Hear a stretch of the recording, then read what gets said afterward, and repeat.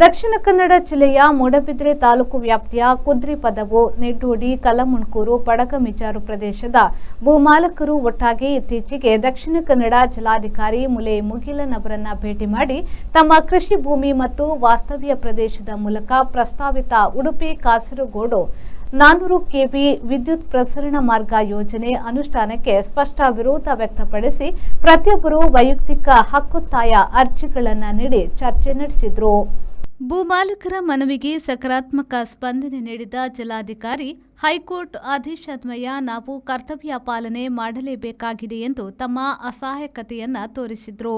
ರೈತ ಸಂಘದ ಪ್ರತಿನಿಧಿ ಸ್ಟೀವನ್, ಮಾತೃಭೂಮಿ ರಕ್ಷಣಾ ಸಮಿತಿ ಅಧ್ಯಕ್ಷ ಅಲ್ಫೋನ್ಸ್ ಡಿಸೋಸಾ ಹಾಗೂ ಉಡುಪಿ ಕಾಸರಗೋಡು ವಿದ್ಯುತ್ ಮಾರ್ಗ ವಿರೋಧಿ ಹೋರಾಟ ಸಮಿತಿಗಳ ಒಕ್ಕೂಟದ ಚಂದ್ರಹಾಸ್ ಶೆಟ್ಟಿ ಈ ಸಂದರ್ಭದಲ್ಲಿ ಹಾಜರಿದ್ದರು.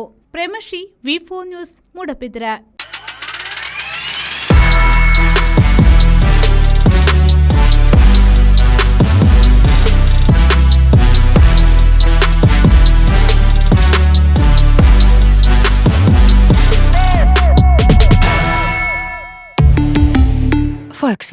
Volkswagen Mangalore, Airport Road, Yeyadi, Mangalore. Volkswagen.